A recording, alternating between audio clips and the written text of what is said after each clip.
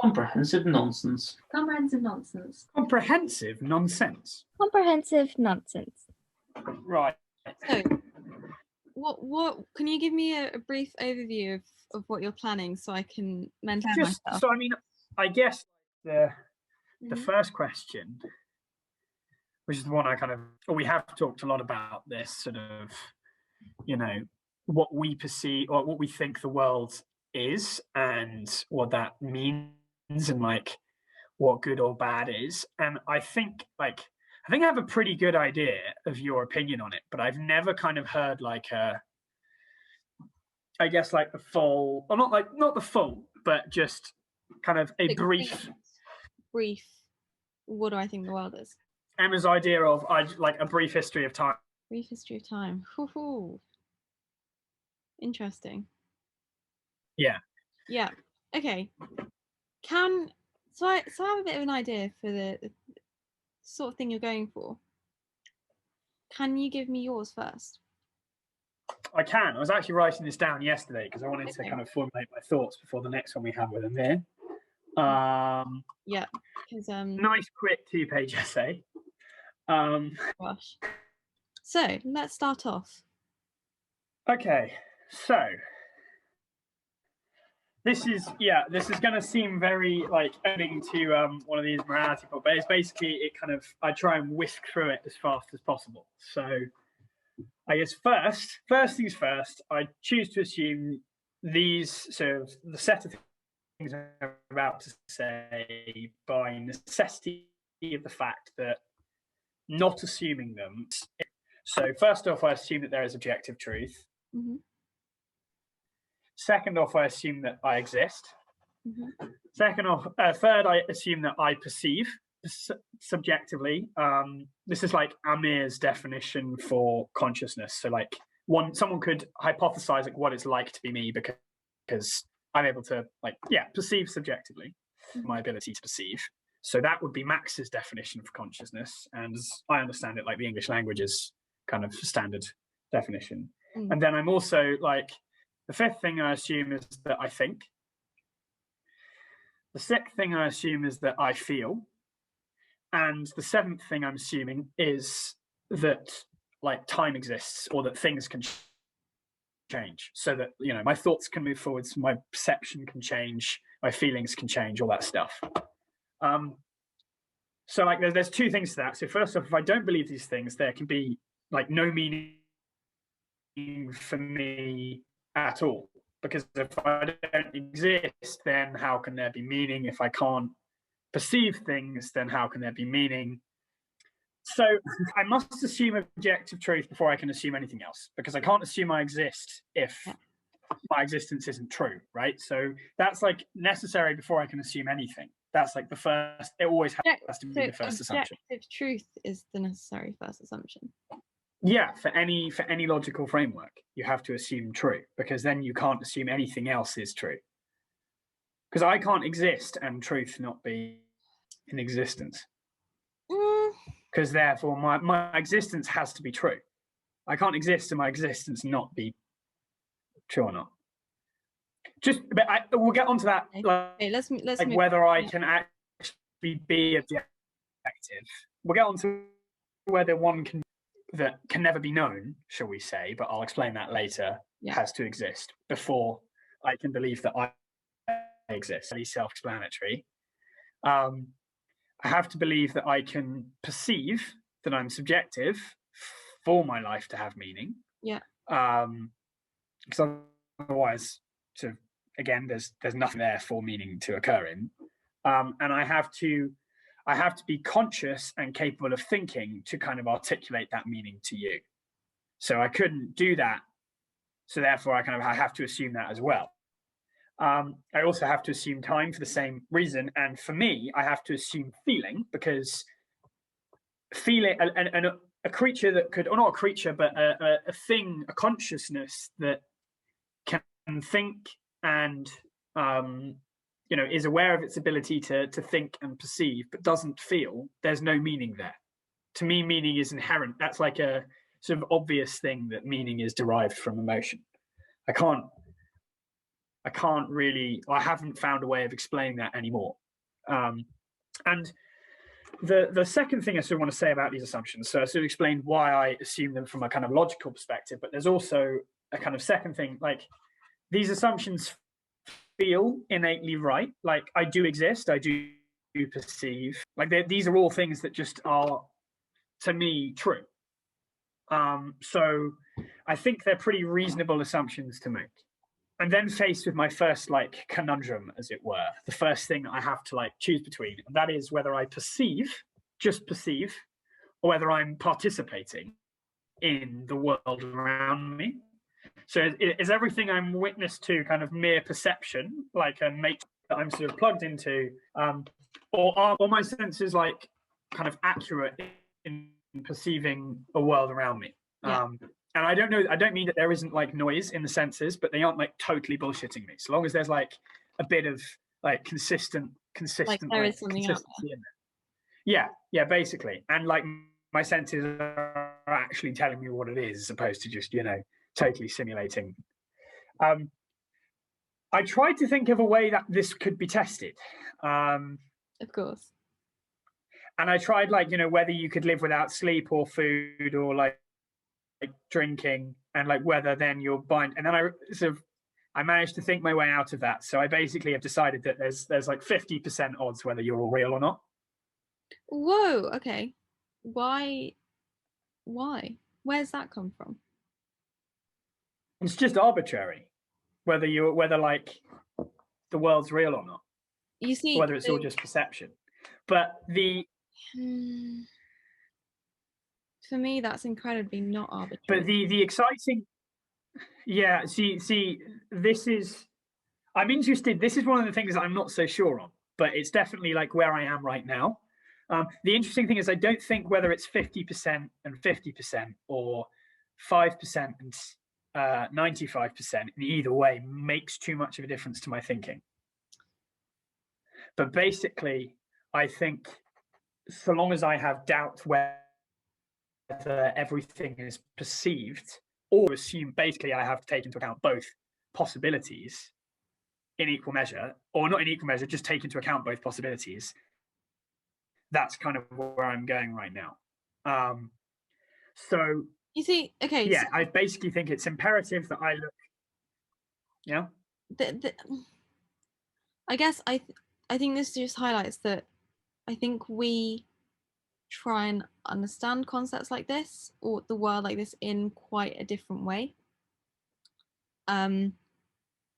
Because to me, a question like, is it all perception, or is there something out there that I'm participating in? I guess, yeah, I could toy with the idea that it's all perception, or as in, and what I'm meaning by it's all perception, and I'm not sure if this is the same as you, is that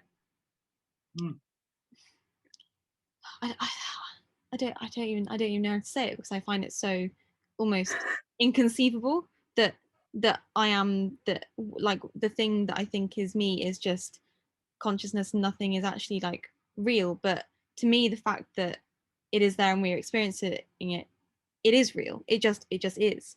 And in the same way that, to me, the idea that if there's a thing that's out there that we're participating in, without that thing out there that we're participating in, that's where the meaning comes from, being like participating in that and being part of something bigger, and there being other. And it's because, but then you get into down lanes of sort of, but then where is the distinction between self and other? Like it's, so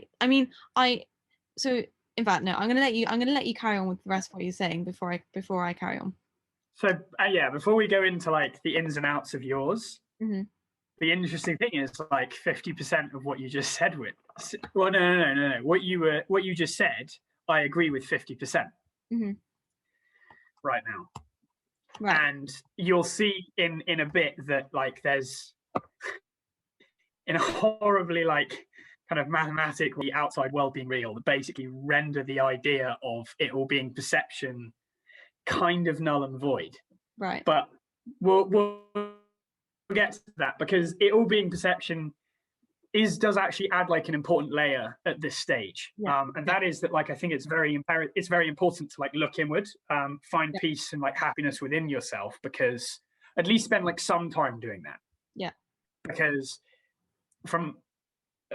everything else might not be true. So you have to, like, at a bare minimum, like, be happy. You don't have to be, basically. Okay, yeah. I see from the logical perspective, I see the point. Yeah, and there's a lot of, like, because if you were totally utilitarian in the world right now, I think there would be a large argument. I mean, Amir sort of said it at the beginning of the last episode we had him on, where he's sort of like, it's funny because I see a lot of utilitarians who are unhappy, and I would actually say that, like, a good utilitarian in the world right now is probably sacrificing so much to make others happy that they aren't that happy. Which, I basically think there's in check, then you can start worrying about everyone else. You don't have to maximize yourself. Like, you don't have to be the happiest you can possibly be all the time, because one, that's a very surefire way of not being the happiest you can possibly be all the time. But two, there are like you'll only get like incrementally better with whatever for a short period. So basically find like fulfillment, and then, like, once you've done that, well, so I think you've hit on a point which I've held quite strongly, I think over the past, I don't know, a few years, but since I guess you could say, gone down the path of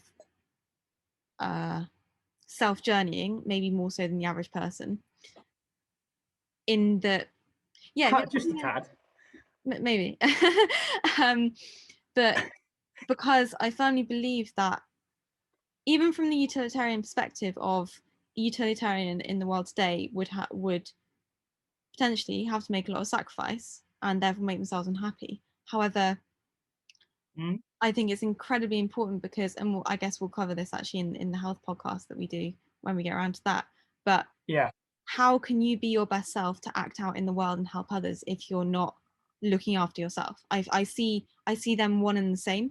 To help others, you've got to help yourself, and to help yourself is to help others. So I think it's incredibly important. And I mean, I think there's a certain amount of feedback in it. I'll agree with you on that, but also, like, time is a resource, and if you spend all of your time looking after number one, then you never spend. Well, not that you never, but like, you could potentially spend like 80% looking after number one, and number one still be fine, like, over and above good for others. But that's besides the point right now with where I am in this kind of list of things. So I don't think it's even about sort of time. I think looking inward. I think it's more cultivating a sense of awareness, so then you can be aware of when you need to spend time with yourself, and aware when you can go and help others in a way that will genuinely help, and not just be a self-serving kind of helping others, because that's entirely possible as well. And when you're not clear and aware of sort of a true intention of your actions as well. Anyway, carry on. So and now I'm gonna say stuff that I imagine this next kind of little section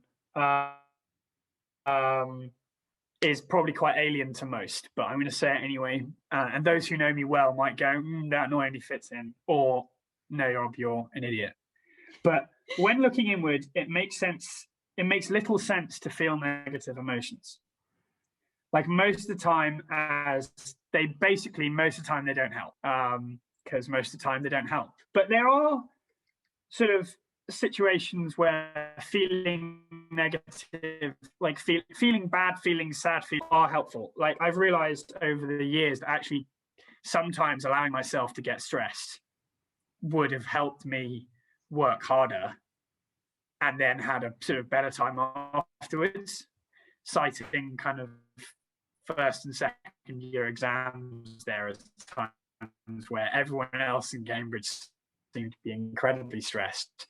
I was, happy as can be. They were two of my best terms in university. And it's not so much that I didn't care about my exams, although that's probably quite true in first year.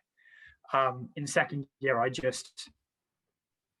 did care, but I just didn't see the sense in being stressed. And perhaps learning from that in like third year, there's that kind of incidence of like negative emotions potentially helping. And there's also the fact that like if you never feel sad, then it's about balancing out like positive and negative emotions in a way to kind of maximize your own, like, I guess, emotional experience, as it were.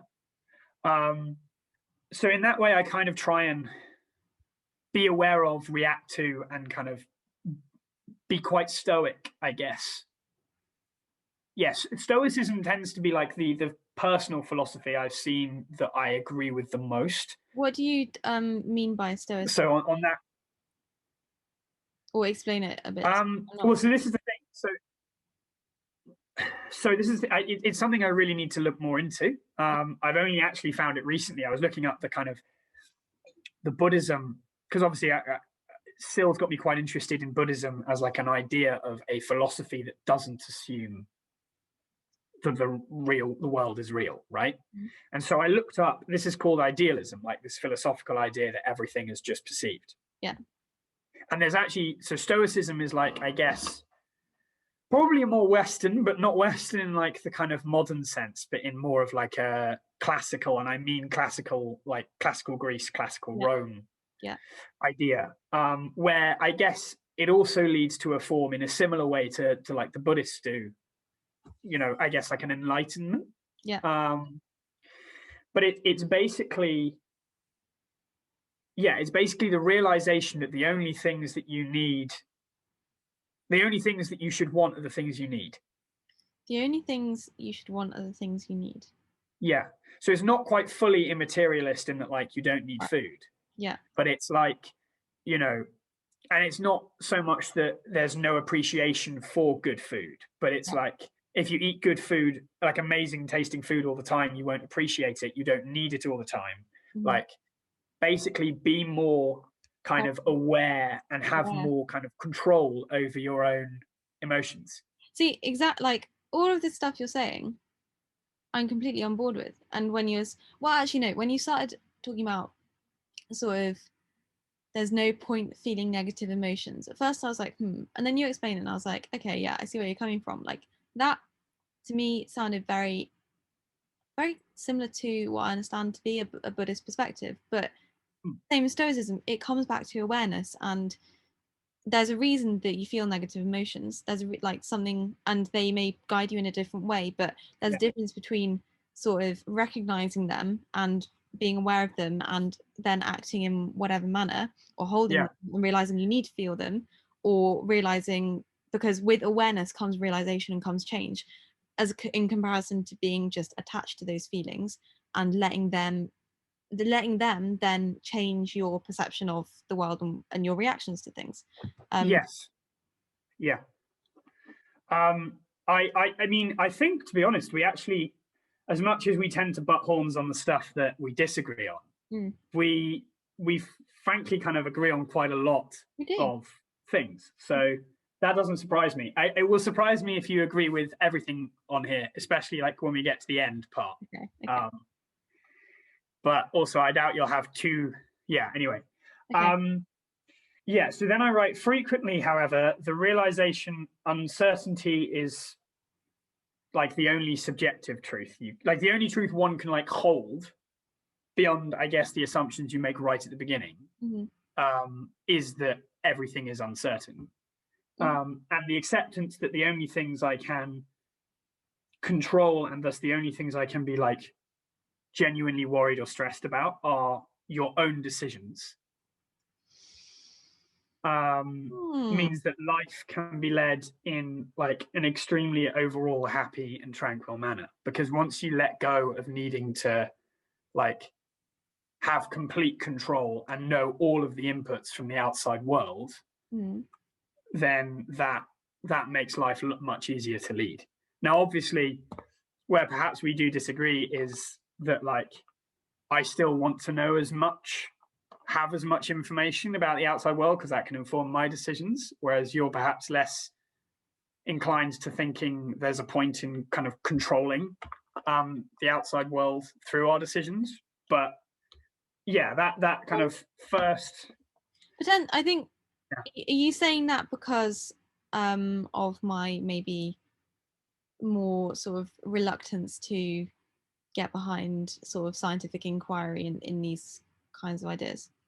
More just like I've often heard me mention the word control, and you be like, actually, to be honest, it's probably a lot more based than that. It's probably not me thinking that kind of on that higher level. It's me just kind of noticing that I've mentioned the word control before, and you kind of be like, yeah, this idea of control, disagree with it. Interesting. Okay, it's really interesting having your own ideas spoken back to you. Yeah. These conversations. This is great. Okay. So, yeah. Okay. Interesting. So then next I've written, given I assume, so I've assumed inwards, I've assumed like that I'm taking into account that the world might all be perception, and therefore, that there is a deep and important part of and enjoyment of life, but also it would be foolish to assume that all of the world you're perceiving is just a complete lie. I mean, that really takes a special kind of idiocy in my mind to see the entire world and be like, nah, it's probably not true. Well, okay. One thing I want to put in there though is to see the entire world and assume it's a complete lie. To assume it's a lie kind of assumes that there is a truth in some sense. Yeah, well, I think if you're assuming, then you assume a truth. But then it's okay. Maybe I'm confusing this with sort of the idea that if everything is perception. Well, yeah, no, but even if you think everything is perception, you still have to believe that you are there to perceive it, right? Yeah. So this brings me on to actually something that our conversation with Amit really clarified, I think, for me. I'm now going to probably say it wrong, but the idea that everything is perception, or everything is consciousness in a way. I think before I maybe hadn't fully understood the idea. I'd always thought of it in terms of like this. It means that what I'm perceiving isn't true, or it means that what I'm perceiving isn't real. It isn't kind of out there. It's just in my head, which is very different to how Amit described it. One point that really I remember strongly from our conversation was when he was like, so without consciousness, no, he was when he said, and I think you might have cut out for this part actually. I think I did.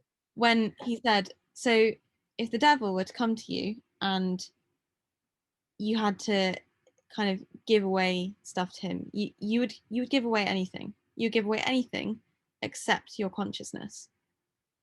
That is the thing that precedes everything. Consciousness precedes everything.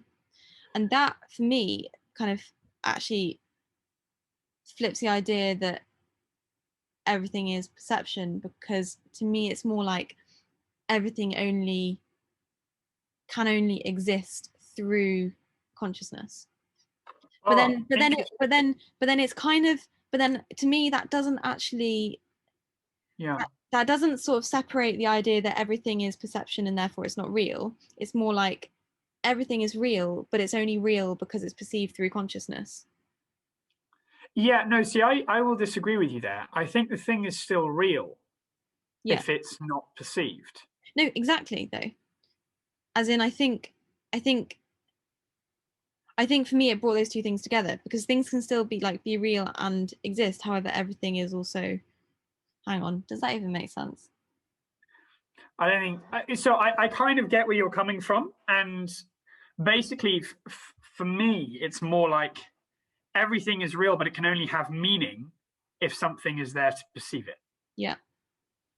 Like Or, well, no. I say everything is real. I mean, there's a 50-50 chance everything is real, and it can only have meaning if something's there to perceive it, and there's 50-50 chance I'm perceiving it all and it's not real. Yeah. But the point is, I guess, to the individual, you are your ability, your consciousness, your ability to perceive, and I guess be aware of your ability to perceive. And so if you give that away, you give what is like, the first step of what makes you you. Mm-hmm. Yeah. I'm just having a thought though, because you're saying, okay, so kind of everything gets meaning through consciousness, but it can still exist.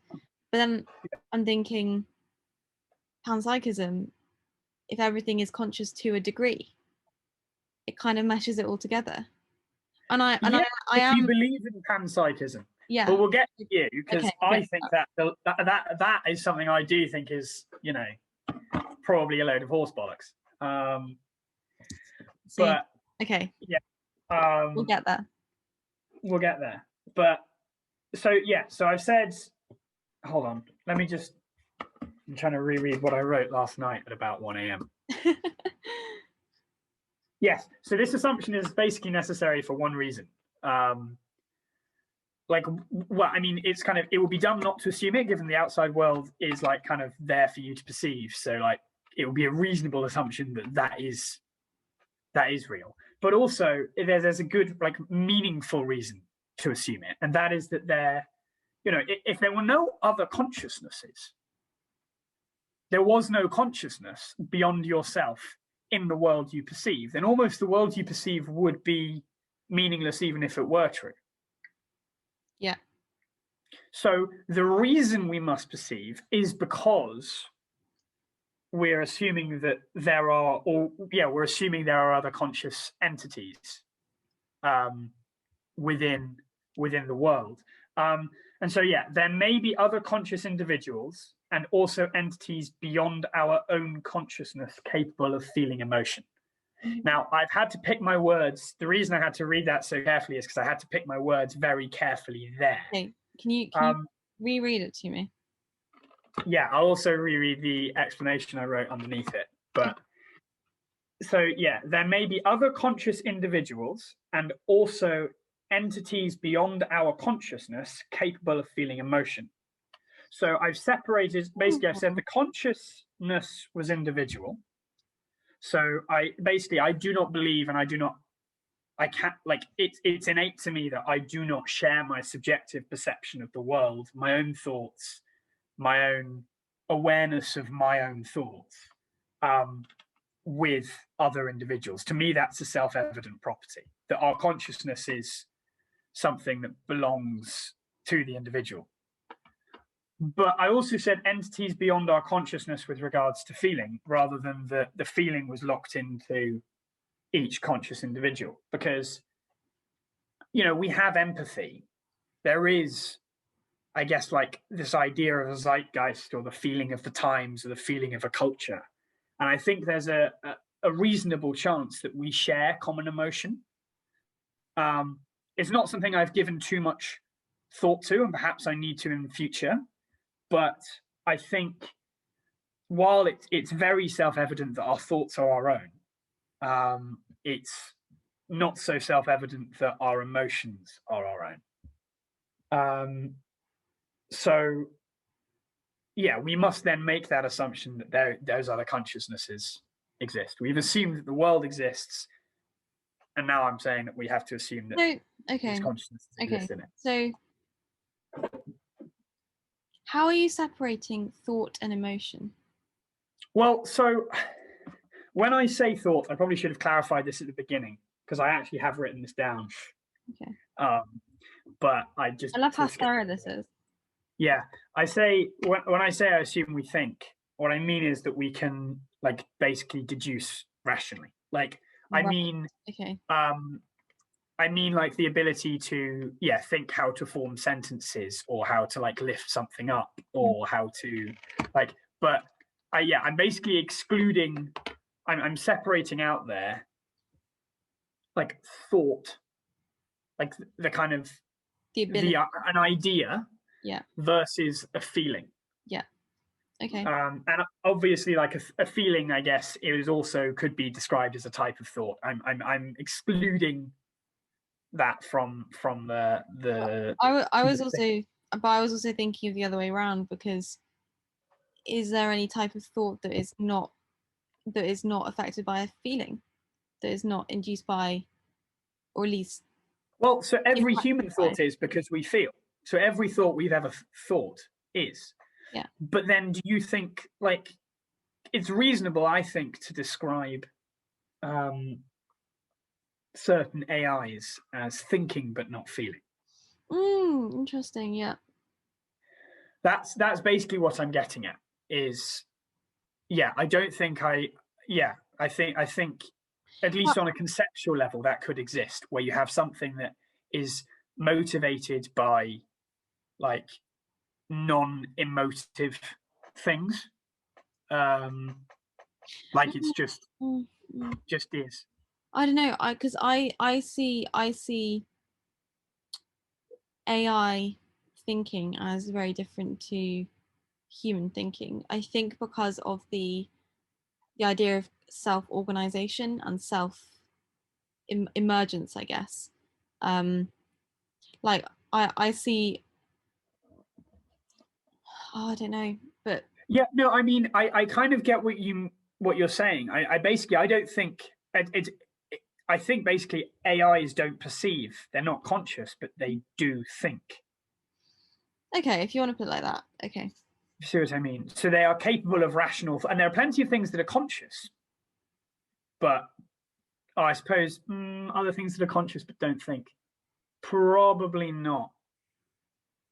There are probably not things that are capable of, in my mind, there's probably not things that are capable of perceiving that haven't been capable of thinking. But that's more because I think of evolutionary processes than because it's not possible. I think if you develop to the point where you're capable of being conscious as a kind of animal under natural selection, then you've by that point also developed like necessary coordination for thought, very basic thought to be possible.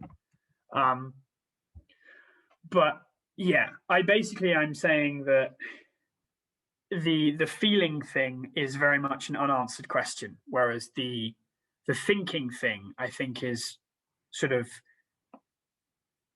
is like every consciousness, those thoughts, those like rational thoughts, I guess, if you want to put it like that, are unique to that consciousness. Like they're not shared. Okay. And the perceptions aren't necessarily shared. I think the point about consciousness, I think I have looser definitions of things like what something would need to be conscious. I see it as more of a response to an input, and so how come AIs aren't self-organizing systems? But if something can respond, yeah. I mean, I'm gonna disagree with you politely there. That's okay. So we've now got to the point where we are assuming that there are these other consciousnesses out there.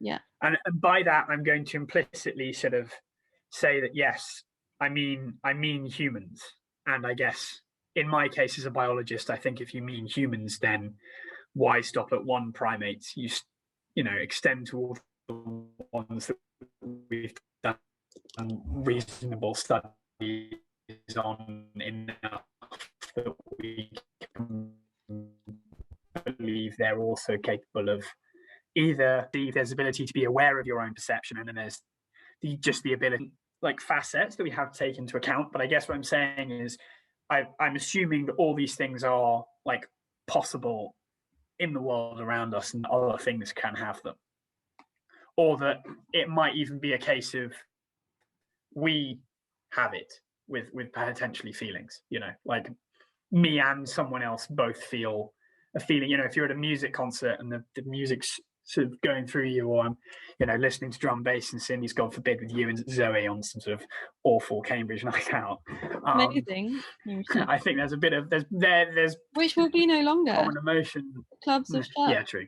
Common emotion. Yeah. So yeah, basically there are nearly 8 billion individuals of one species alone who seem to have very similar behavior, and thus I think it's reasonable to assume very similar kind of experiences to me.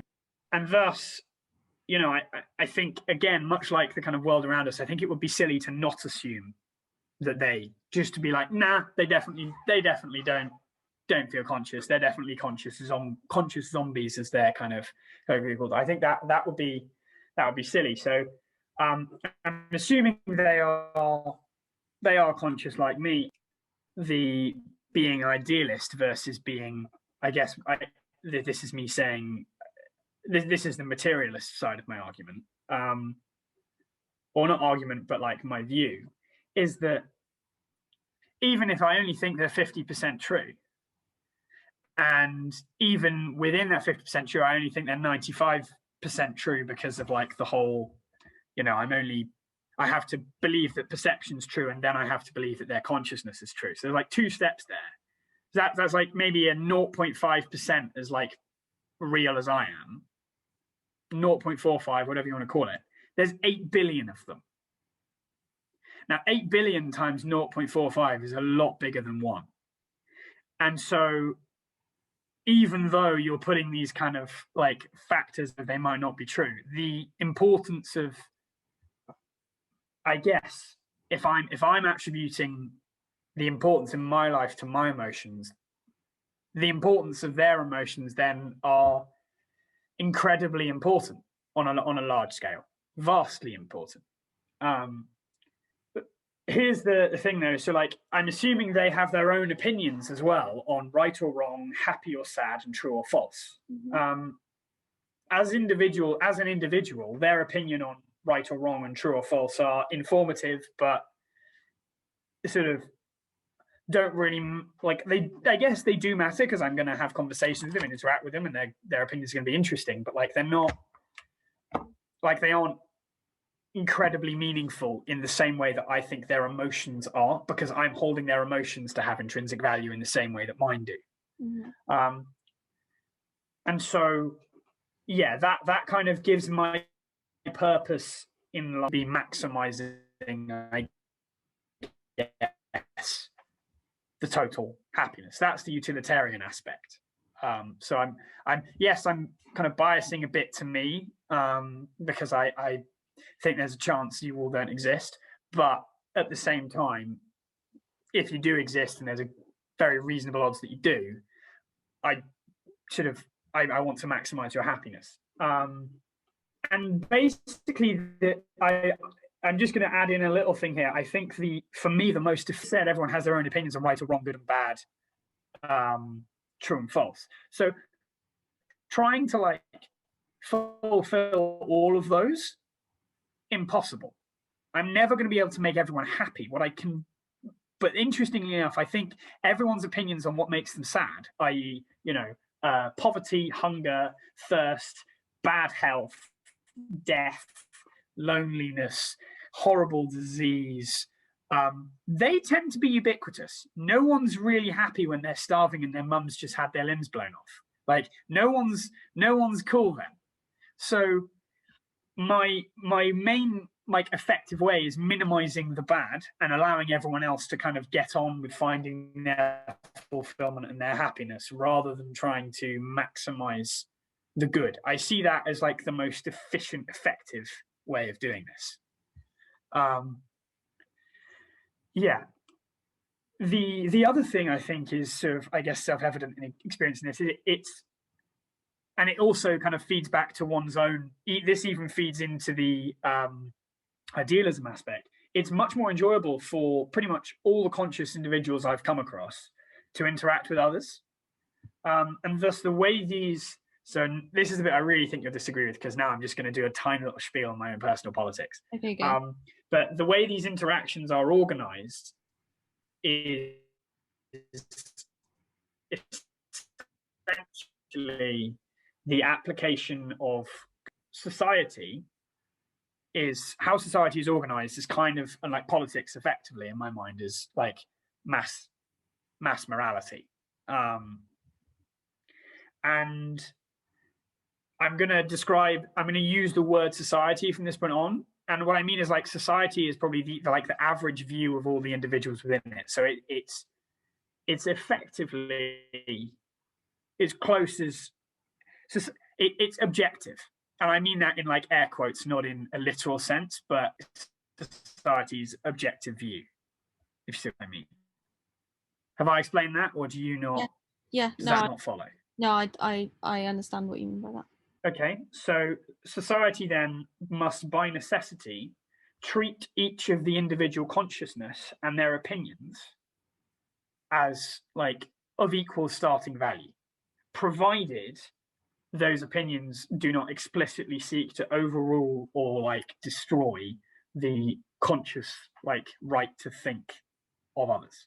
Like all we are is perception and thinking machines, like effectively. Like you can strip us back down to that, but you can't, that's the one thing you can't give to the devil. So society has like that's the first thing society kind of has to accept and can't take from you, right? So basically my like that like weirdly enough, America's First Amendment is freedom of speech, right? And I think that is the most important thing in any society. I think not having that can be described as like an objective, if you will, wrong. Like convincing others through debate and argument is fine, but like censorship or judgment of thought, that's evil to me. And furthermore, given we all have like our own opinions, and those own opinions have to be treated like as a non-zero value. Like you cannot sell a consciousness that they're like, then they don't have a right to think. Everyone deserves an opportunity to have a say in how their society is run. So I absolutely, I think like any society that has free speech and democracy, but none of the other shit I agree with, don't really want to go there, but fair enough. Any society that doesn't have democracy and doesn't have free speech, to me, is objectively wrong. I think that's alienating the rights of the conscious individuals within it.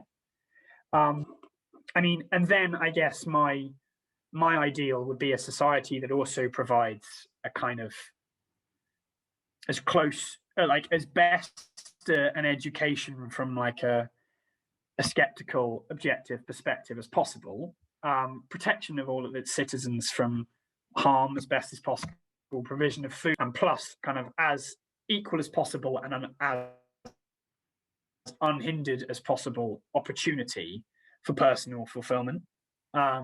And yeah, that's pretty much where I end. The last thing I want to say is on the science question. I haven't actually written this down, but I feel like it's worth saying, is science, given you've come to these assumptions and you believe the world is real.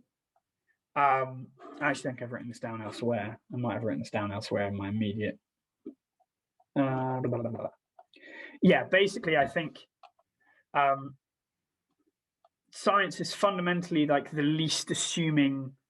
It only assumes the things I've kind of stated that I assume in that list, and therefore there's no more kind of jumps to any conclusions, and everything it can provide us is like the closest we can get to like an objective truth. And it might not be able to fill in all the gaps. I totally accept that.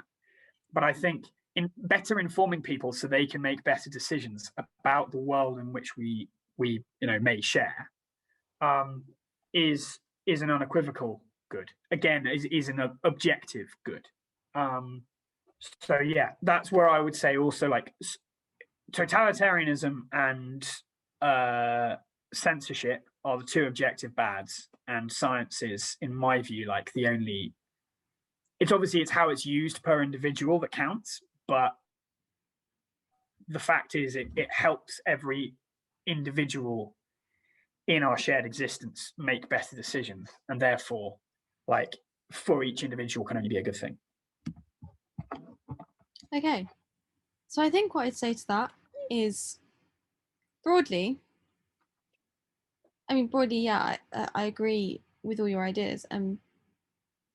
Broadly, if all of these things that you talk about worked in their ideal form, then I would potentially be able to kind of talk about them in a way that I'm like, I 100% stand behind this and this is my truth. However, I think the issue that I have with things like when you talk about, for example, totalitarianism versus democracy, well, I immediately think, well, what is a true democracy? Because that's assuming that all these separate selves can have sort of objective, rational ideas and have their own ideas. Yet, if you look at, for example, democracy in our country, it's, I would argue, not really democracy because of things like the news, like propaganda, all of you, like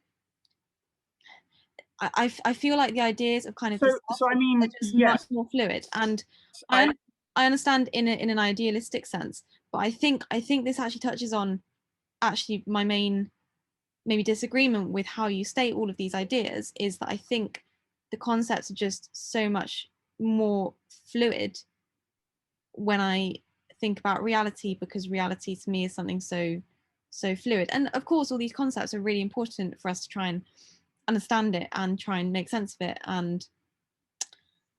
But I just think I find it hard to maybe sort of set out my ideas in a similar way to you, or even begin to think about it in that kind of way, because because when it because I think it comes back to, actually, like you were saying about how you can't, go out and make everyone happy.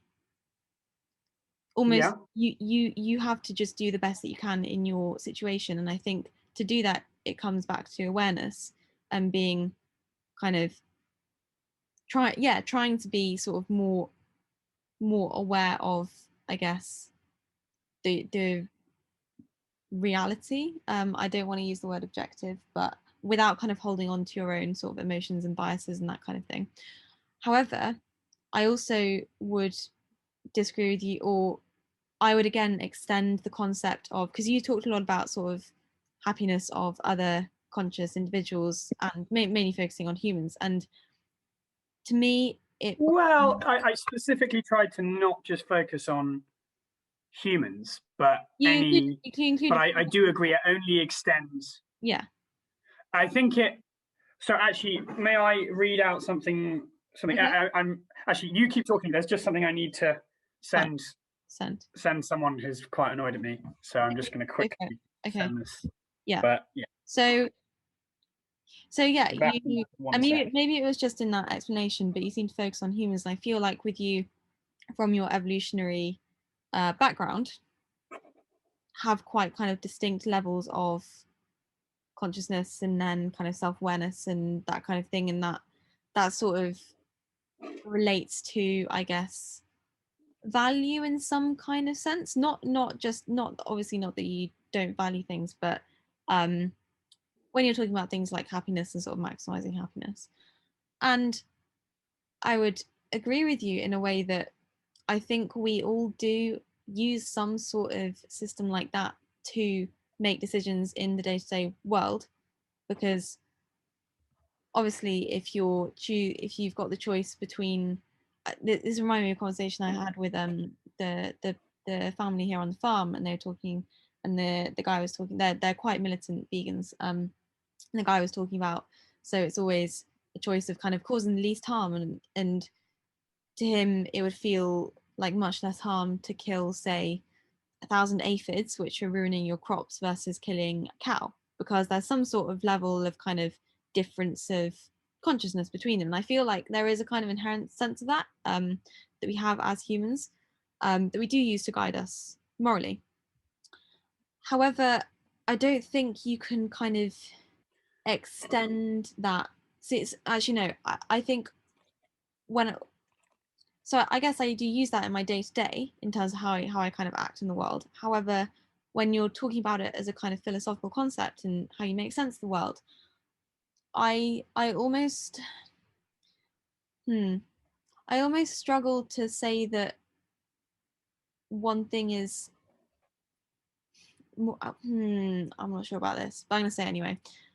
Struggle to say that one thing is, let me finish the thought, one thing is more important than the next because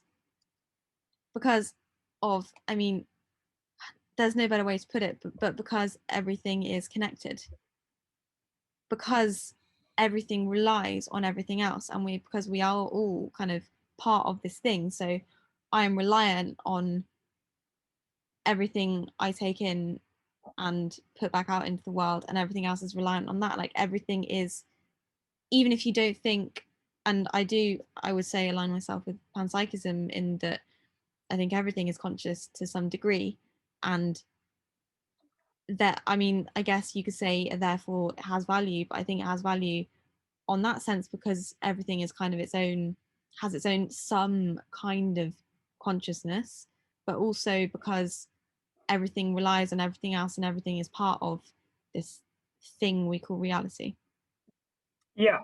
So, I mean, again, I think that's super interesting, but I am going to disagree. Okay. And I guess I had written this down as well after that, but straight after that kind of podcast with Amir and Max and Mikey, I guess, for a little bit. I'd written this down clearly in a slightly more colloquial sense, but I think I'd started off with this consciousness thing. It's further explanation.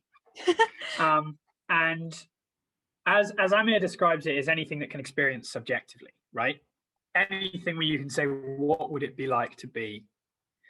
And as Max and kind of, I guess, most academic psychology describes it, is anything that is aware of its ability to perceive subjectively. So anything that goes, oh, I perceive, as opposed to just perceives.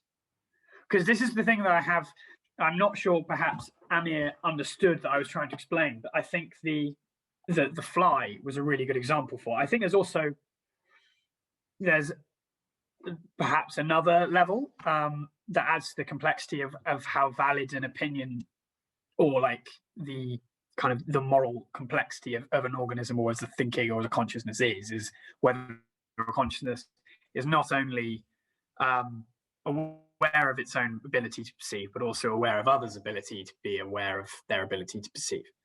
If you see what I mean. So having a theory of mind is perhaps another leap in terms of a consciousness' sort of responsibility and moral complexity. But these three ideas, I think, of kind of subjective experience and awareness of others' ability to subjectively experience can be illustrated quite well with the idea of a fly. As we understand it, because we have an idea of our own awareness of our consciousness, from the fly's perspective, this is kind of, I guess, there's been quite an extensive amount of literature on this on Drosophila. It's like the model organism that basically all biologists have to study to absolute death. There are the flies I killed thousands of in third year. From a fly's perspective, it doesn't realize I feel pain. It just feels pain. And the selection of those words is very deliberate. Like, the fly is not aware of its own subjective existence, but it does exist subjectively. And to me, I guess, when you're aware of such like things, that's when I start realizing, and like, subjectivity is an on-off switch.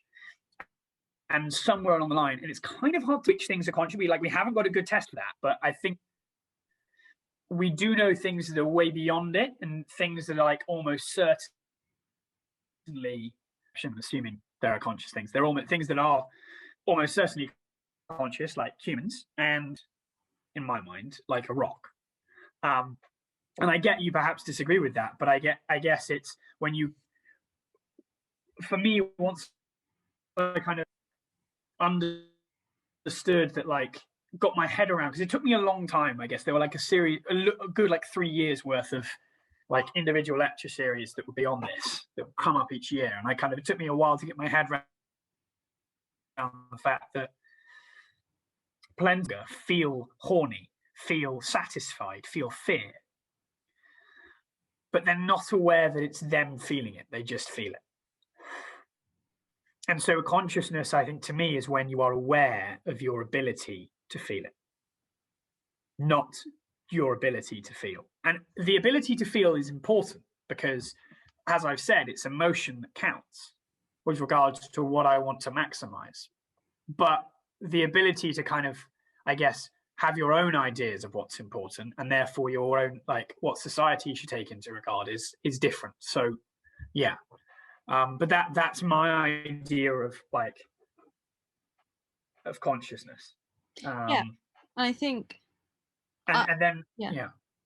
I understand that distinction. I think we all do make that distinction kind of intuitively. Yeah. The other thing is, like, so you need things to be able to like perceive and feel, but get when you say, I can only make decisions. I literally cannot think of a method for making decisions that isn't like weighing up outcomes and saying this one is more likely to be better than this one.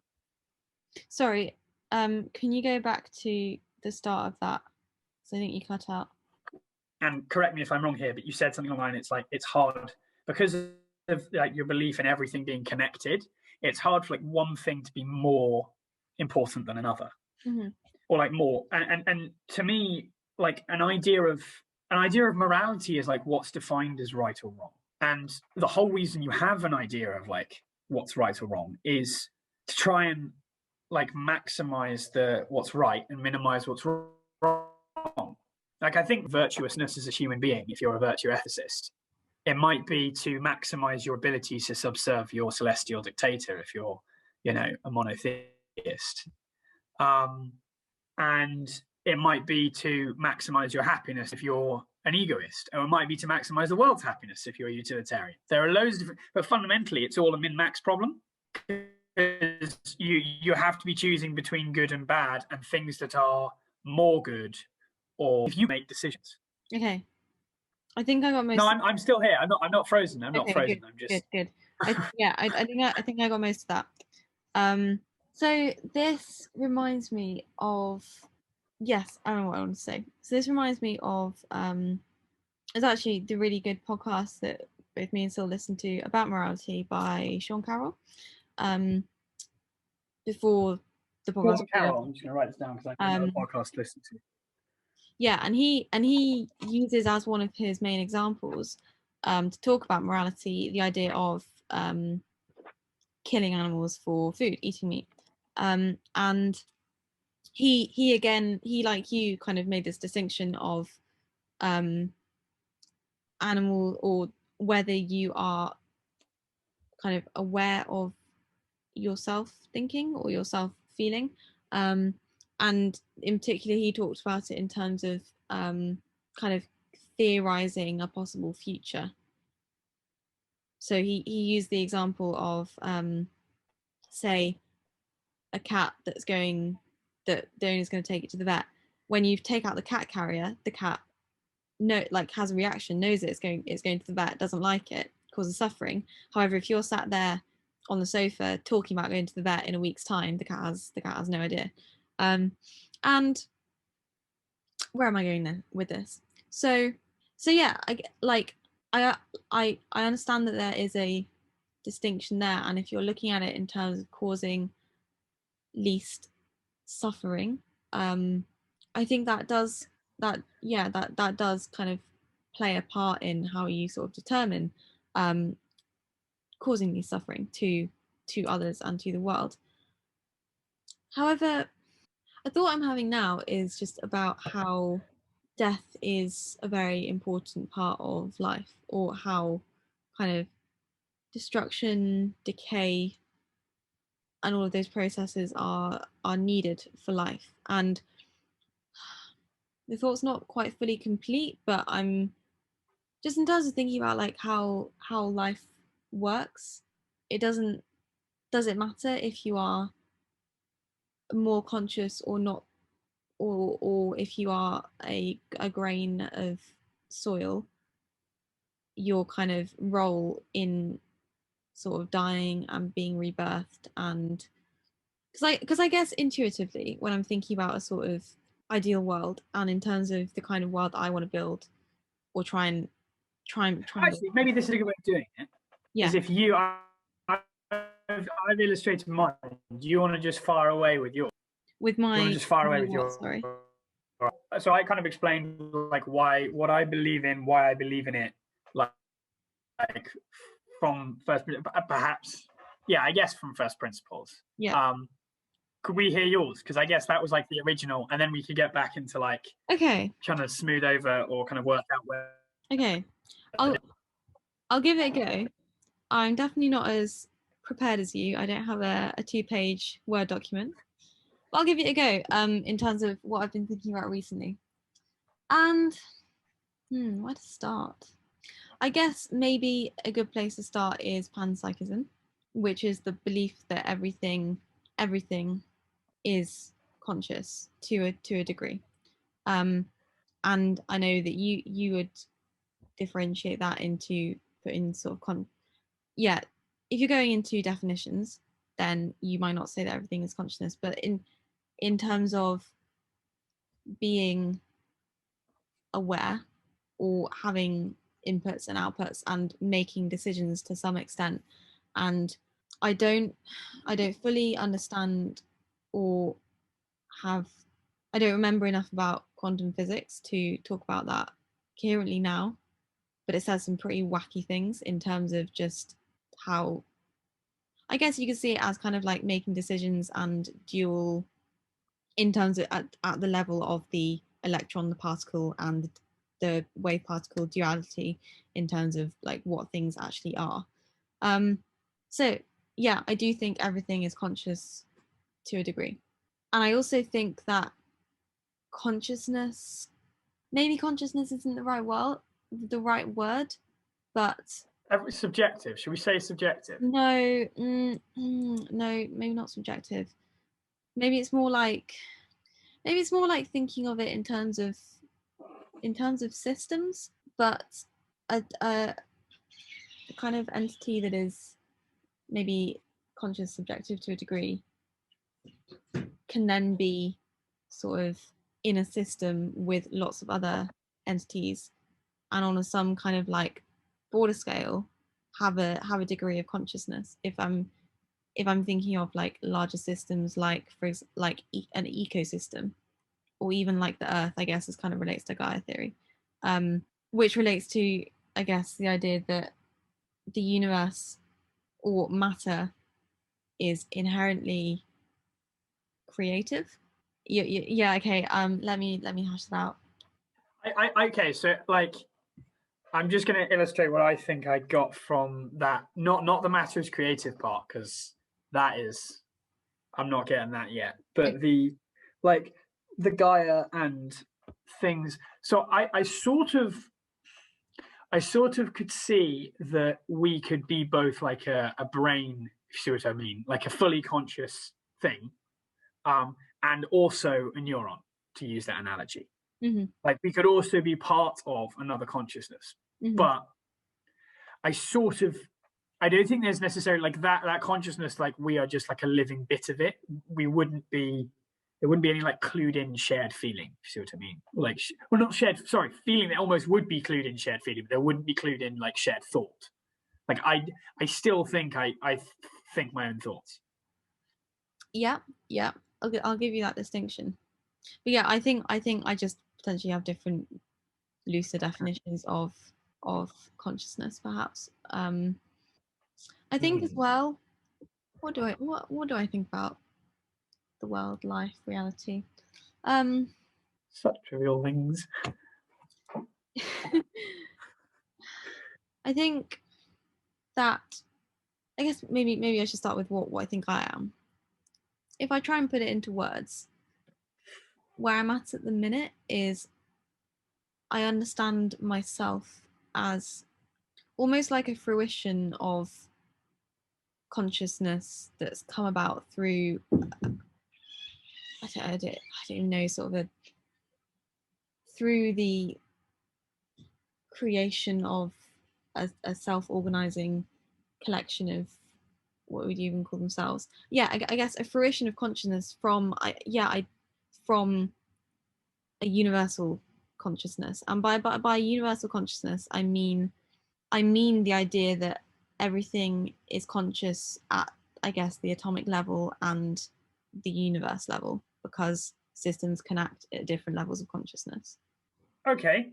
The thing is, so I actually, to be honest, like I can, I'm not sure I do. In fact, I'm fairly certain I sort of don't, but I can see like a logical basis for that right now. And I can kind of, Damn it, I was hoping that you couldn't. I can kind of get behind it. What I can't get is like actually like how that would change any of my decisions.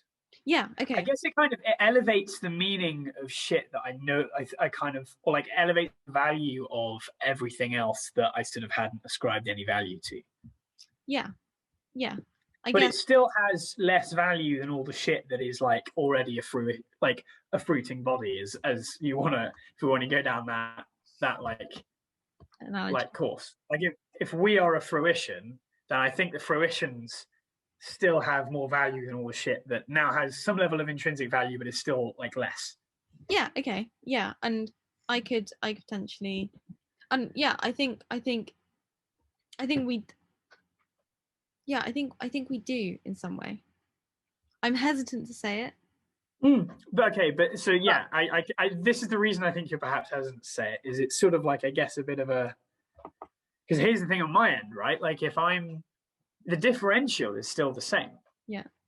Like I still think I am more important than something that is able to experience subjectively, is aware of its own existence, but not aware of other things' existence. I still think that's more important than something that's able to subjectively experience but isn't aware of it. And I still think that's more important than something that is like a fundamental particle of consciousness, as it were.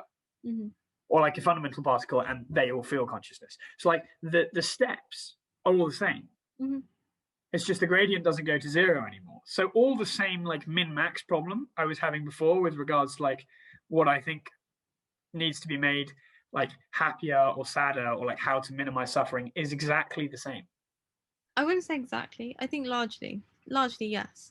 But I think it maybe changes how you would go about implementing change, or how you understand things to work and affect each other, sort of causally. Yes, that makes sense. Yeah. Well, I think if you want to know how things affect each other causally, then there's a really good method for that. Okay. Good one. No, I guess it could affect how you appreciate your use of resources. And I think especially actually, because I think the problem that I find with I guess not going down to the kind of extending the scale, as you said, in sort of your way of thinking, is that it means that I guess little actions don't matter. They do.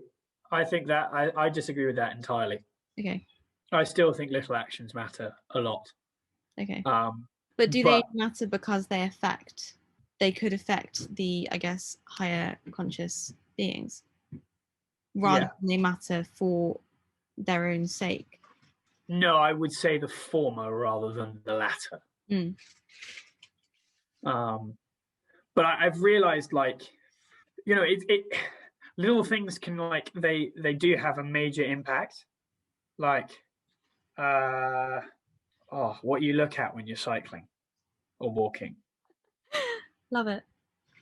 like that can have a colossal impact on, I mean, obviously everyone's going to go, duh, if you're not looking at the car that's about to hit you. But I mean, like, whether you're looking at It's your input, the yeah. sky or yeah, exactly. It's Yeah. all these things are like huge. Yeah. But I think they're huge because they affect us at the conscious level, not because I think those actions intrinsically like are huge. So, Yeah. See, whereas I think they're both. Okay. That's a lot to think about. Good.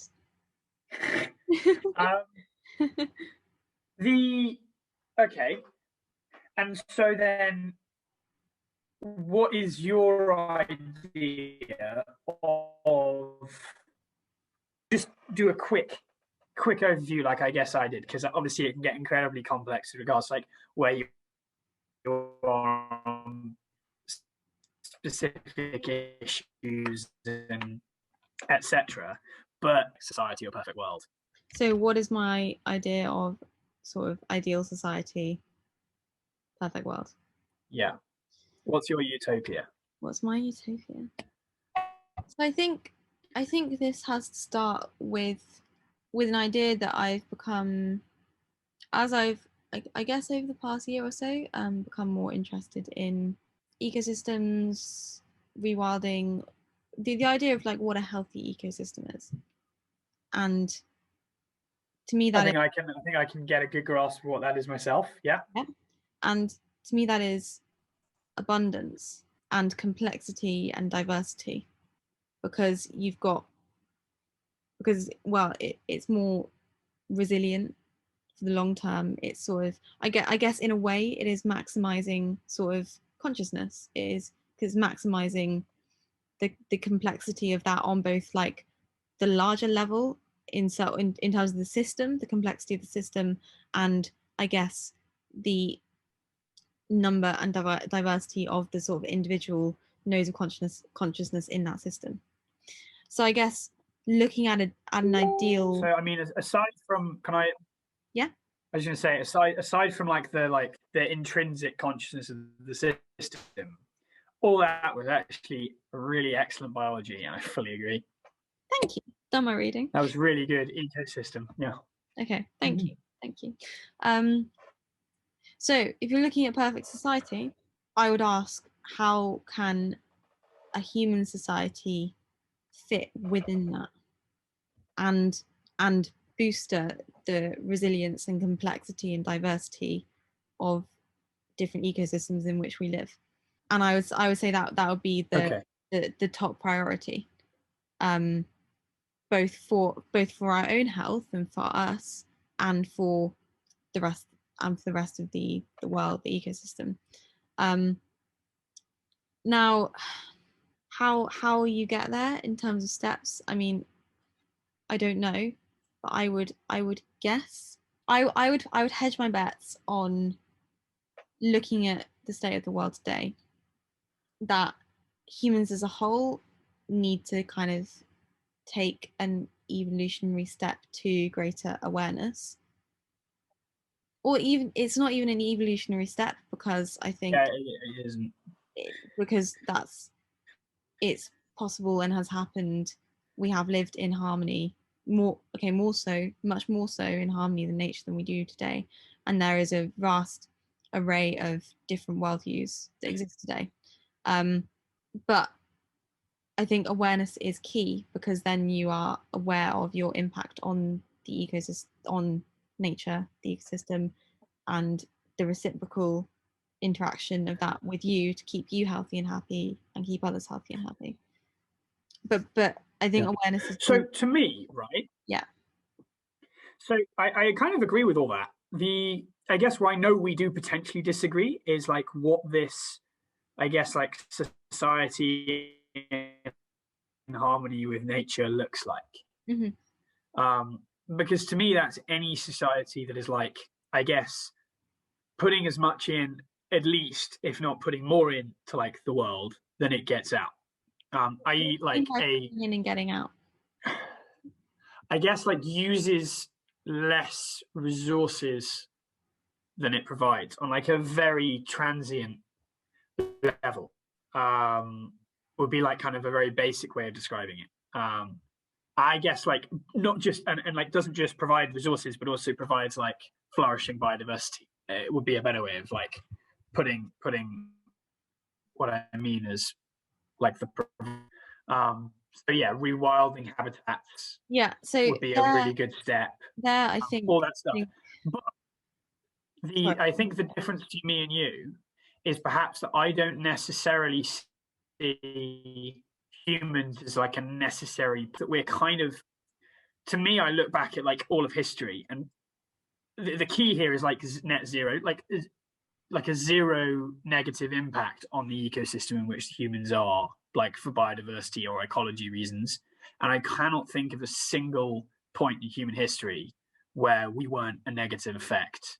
Well, not human history, but like anthropological existence, where we were not a net negative effect on the ecosystem in which we were a part of. So I almost think like either we need to learn to do that in a new way, or perhaps, I guess, like have our own ecosystem and then provide more room for the others. You make a really good point, because I remember like when I was reading, what was it called? I can't remember what the book was called, but it was the green planet, blue planet, no planet Earth. It was one of the quite well-known books about sort of the general state of the planet, and they made that point that since humans have arrived, megafauna disappeared, etc. It's just been kind of destruction since then. Yeah, it's a very good point. However, from what I've seen in my, I guess, research and first-hand experience of farming systems and permaculture and rewilding, and I think it's possible for humans to benefit nature. I mean, and I'm going to throw this in here. I want to look more into this, but I have heard said that anthropologists suspect that the Amazon rainforest, that a lot of it was kind of very gently cultivated by tribes who lived in there, and that allowed sort of openings and different plants to move around and be protected and increase the diversity of that on the whole. And the Amazon rainforest is a really cool ecosystem. Wow. And I can really get behind the idea of humans as a sort of steward of nature, or humans able to use our incredible capacity for creativity and logical thought and all of these things to work with nature to increase that resilience and that diversity. I think it's possible. So I sort of, I guess my view of like what this, and I agree, I really like the idea of like a steward of nature, and kind of letting it flourish, and also existing in our own, us also being like fulfilling our own purpose and existing in like a happy society. Mm-hmm. But to me, that isn't us being in nature physically. That isn't us being like living as subsistence farmers, or rewild viable. Us living like in a city on the moon, and having research teams and outposts and stuff that kind of allow Earth to be in its kind of natural state, and like look after it. And if there's a volcanic eruption somewhere that destroys things, maybe make sure that the right seeds get to the right bit. I'm sure plenty of biologists will listen to this and go, no, you just let nature take its course. And I agree with that too. I don't really know what the best option here is. But certainly, like, I think it would be very feasible for us to kind of be like looking after it, but a bit like a gardener looks after his garden and lives in his house. Right. So here, I think I very much disagree with you, because something that I've seen increasingly over my sort of foray into much more like land-based ways of living and sustainable farming and permaculture and indigenous farming methods, it's just it's talked about over and over again that it's about the relationship with the land. It's about, like you say, it's about what you take in on your bike ride. It's about you noticing and being attentive and being aware of all, and being literally a part of nature, like embedded within that ecosystem in order to be the best steward of it. How on earth can you do that if you're on the moon?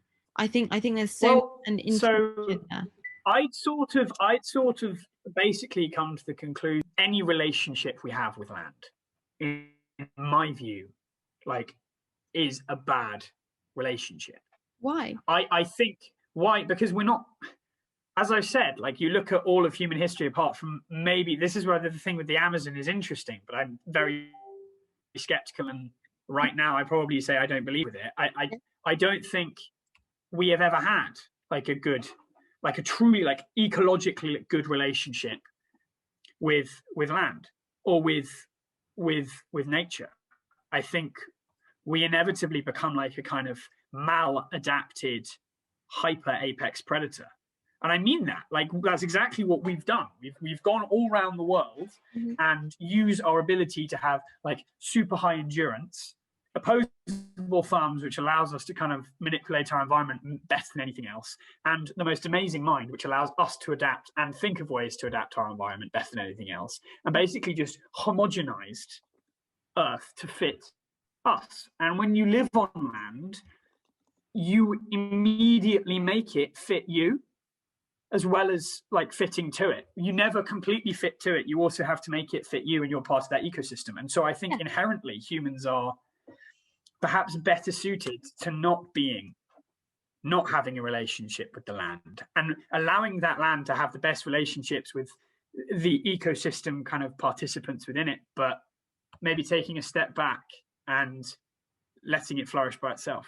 But why are we so different? We are a part of nature. And I truly believe that it's possible. I've seen, to use an analogy, the seeds of it. Why are we different? Why are we different? Why do we have to be separated out? And yes, of course, we have done as a race bad things if you look at the track record. But then are we? But I think it's also that we are. I think it's also that we're kind of, I guess, predisposed to be quite different. Like our evolutionary, what we've evolved into is that kind of hyper apex homogenizer of environments. That ultimate, like, we are, a Dawkinsian demon. There's a famous phrase in evolution called Darwinian demon, and I thought I'd make up a new term here. In fact, Dawkins will be pissing angry with me if he ever sees that. I'm just appropriating his name. But we are, like an evolutionary nightmare, because we don't fit the rules that it's meant to adhere to. Yeah, but we select nature. It doesn't select on us anymore. That's the thing, is we that's why we're different. That's why we don't fit. Okay, but to this point, I'd say, but say we move forward and society collapses, then will we be any different to any animal or plant that kind of over flourishes in their system, and then everything dies off, and then it dies off and comes back? It's all about the cycle. No, I don't think we will be, except from the fact that our system is everywhere, is every habitat, because we've homogenized them all. And apart from the bacterial, because we are so insignificant compared to bacteria on an evolutionary scale. Like, they will absolutely just dick us. We get rid of like all the rest of like life on Earth, and bacteria are just laughing. So yeah, I mean, we can destroy quite a lot, but we can't destroy everything. And I agree, like, eventually it gets to that, and it's our job to kind of free ourselves from that, because it's us that's going to lose out, and a whole host of other species. But like, I think the best way of doing that is not kind of getting back stuck in. I think it's trying to, like, I guess, I don't want to say evolve. Maybe it is evolve. Maybe evolve kind of in the more kind of colloquial sense fits, but more like we adapt to no longer being a part of the biological cycles. I mean, still being part of, we can't just totally separate ourselves from like physics. That's not possible. But maybe allowing kind of wildlife and ecology to go back to being wild life. And yeah. Yeah. And I guess where we differ is that I don't think that can happen without us getting stuck back in. I think that's integral, because I think it just plays into the whole man-nature relationship, that we're never going to be able to live in harmony with nature if we don't see ourselves as nature. And if we're evolved past that, then but that's where we differ. Yeah. I think we agree broadly on a lot of things, but this has Yeah. been very useful conversation. Yeah. The other thing that I've kept in the back of my mind, but sort of skirted around and deliberately avoided for now, Okay. was your point about the UK and not being democratic. Right. And I'd sort of, because that's the other thing where I think perhaps there's a bit of a difference. And that is, like, I agree, UK, like, you can have good democracy and bad democracy. It's not like an on-off thing, but so long as you have like a democratic system there, like, ultimately some of the onus has to lie on the free-thinking consciousnesses, right? Yes, they're fed propaganda. Yes, they're, and like, ultimately what is propaganda? It's just like any opinionated news, right? So I'm fed propaganda all the time, and the propagandists, it's not like an evil thing, it's just what happens. And yes, there's sometimes it's evil, but and like, yes, there's misinformation, there's news, there's, you know, big organizational structures that give people perhaps built-in opinions on things. But at some point, some responsibility has to be given to the citizens, and the citizens do get a vote. Mm-hmm.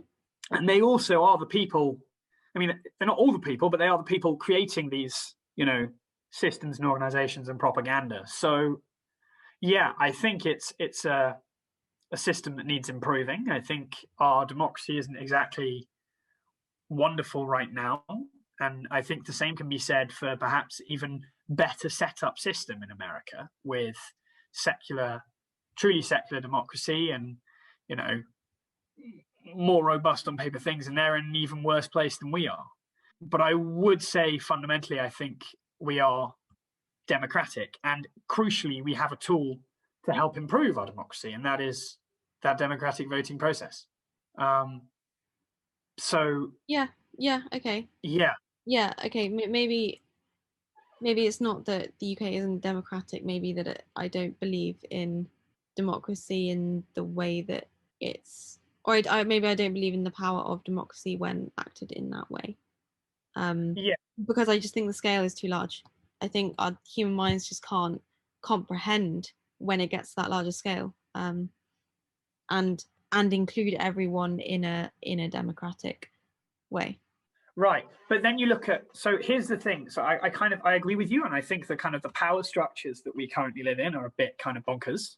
Mm-hmm. Having like it all go up and like all basically be concentrated at like a country level. Mm-hmm. It's kind of dumb. Like, we have some pretty global problems that we need some global like consensus on, with regards to climate change, like resource allocation, world peace, etc. Pandemic. That one as well. Would be real good if we could get some global cooperation. And so why don't we have like a kind of globally voted in body? That kind of doesn't make sense. I mean, it does make sense historically. It makes absolute sense historically why that hasn't happened, but it doesn't make sense from like a building an organization from scratch perspective. It also doesn't make sense that like a lot of the local laws are organized at the country level. Like, this is again what's pretty good about having the federal system in the United States and having separate counties within your different states, and then having a federal government. And if only it actually, you know, they had sensible population and it worked out in practice. But the system set up really cleverly by the people who did it. Founding fathers are pretty bright guys. Like, having that, like, each stage of government be something you vote for, and it happen on the local level as well as on the state level, I think would be really, really good. I completely agree with you on that. But that, again, we have a democratic system, so we can vote to change that. Like, we have a mechanism, however slow, however person to person to change that. And we do have like local council governments that's just, they don't really do much. Bristol's one, happens to be making Bristol greenest city in the UK. Pretty cool. But like, there's also a load of problems with it with regards to shitting on all the roads and stuff that my parents like to drive on. So I have to hear them complaining for ages. I kind of agree with you coming from. I think that the systems are not set up ideally. I don't think that the democratic process works amazingly, but fortunately we have a democratic process, so we can kind of at least have a mechanism to improve it. Yeah, there is potential. There's potential, and we do. Yeah, it is obviously a lot better than countries like China or a number of others. So yeah. But no, I do think both those points. I like that. I like how much we had in common in the end. Yeah, we do. It's because it can be easy to get that when you're in the midst of a discussion on finer points. When you step out and just take a little bigger picture. I've also really felt that actually living in the Netherlands and having all my disagreements with people in the UK, and then having a step out and looking back at the system and go, hold on, no, we all agree on. I mean, broadly, we all agree on the NHS, and we all agree on gun control, and we all agree on all this stuff, and there's a load of things I do disagree with a lot of the people in the UK a lot more vehemently and a lot more I guess angrily and frustratedly with them than I disagree with any of the points we've just had with you. Yeah. But there are things that bind us together. And that was kind of a bit of a nice thing to realize as well, that you can there is enough common ground, because that's the one thing I do think democracy cannot survive with. And this is sort of, I guess, another problem with the United States is if you totally disagree on it, you're not voting to get in people who are going to at least act on the common beliefs of people. You're just voting for two different which is that's the only time I guess this wonderful ideal of mine would truly fail. But I guess that's been, how long have we been on? That that was really good. I enjoyed that a lot. Probably about a couple hours, I think. So I really enjoyed that. That was good it's helpful because I guess my thoughts on all these big questions, they seem to kind of evolve without my conscious realization. And then you'll ask me a question about them and I'll be like, oh, I think this now. And it's almost for me having a conversation, realizing what my responses are is, I think, similar to your writing it all down on a document as a kind of snapshot of where you are at a certain point. Yeah, I need to. The writing down on a document just allows me, because I definitely get the most thought and the most out of when we have the conversations. Mm-hmm. But I then need to kind of go away and digest it and think, right, okay, what have I taken away from that? What did I agree with? What did I disagree with? Because the other thing is I tend to defend the position I held at the beginning of the conversation. So even if midway through the conversation my ideas are changed, I'll tend to defend it, and then I'll go away and I'll sleep on it and I go, no, I was wrong. But it's not even so much that it's hard to admit you're wrong. It's it's hard to realize you're wrong. Yeah. In the moment, sometimes. It's true. You don't even. I also massively sometimes. Go on. Sometimes I'm listening to myself back to myself on here, and I'm like, no, I think I phrased that wrong. Or yeah, that's incorrect. Yeah. Or you. No, we should definitely do. We should definitely do a pod on your ayahuasca. I mean, that can be another interview. But I think this has been highly productive. I agree. Yeah, great. One night. Nice. What a surprises. Oh, so.